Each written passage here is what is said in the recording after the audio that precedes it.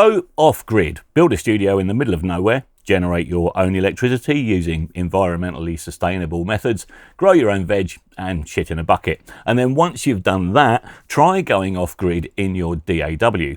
Now, we've recorded an awful lot of bands in this very studio here, and common practice in a lot of other studios I've worked in has been to set the tempo, load up the click, get the drummer playing to that, and then snapping everything to the grid when editing, ready for the mix. Most of the bands we've recorded here, well, probably 5% of those projects have actually been recorded to a click, and even fewer have been massively edited. We might tidy up a kick drum here and there, fix something if it sounds wrong, but unless there's an overwhelming production reason to record to a click, we don't.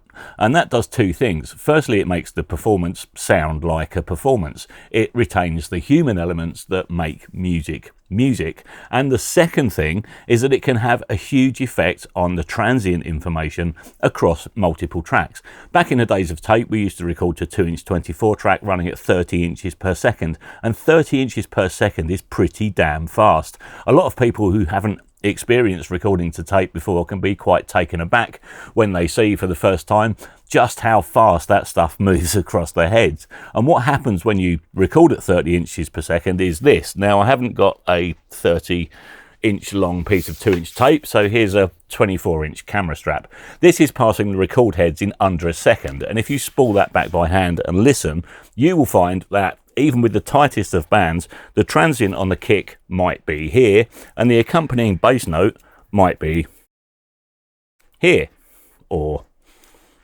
here, but very rarely is it here. If you quantize everything and snap everything into the grid in your DAW, then it is here, and that can strip the life out of a track in terms of human timing, but can also make it much harder to mix. Having trouble to get the kick drum to stand out from the bass? Well, this might be why.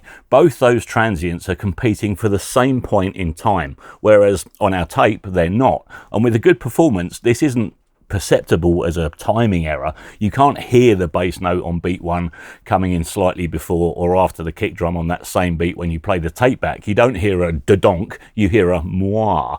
If you snap them to the grid, it can just make it all sound a lot smaller and more like a pfft.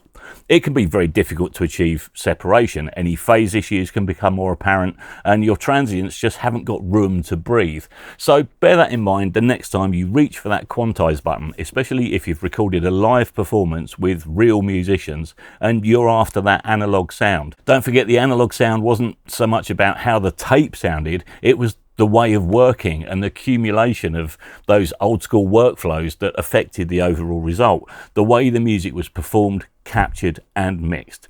Thanks for watching. Please hit the subscribe button, ding the ding dong, create, don't hate in the comments, and you'll see us tomorrow when we attempt to record an 800 millisecond piece of music to a 2-inch camera strap.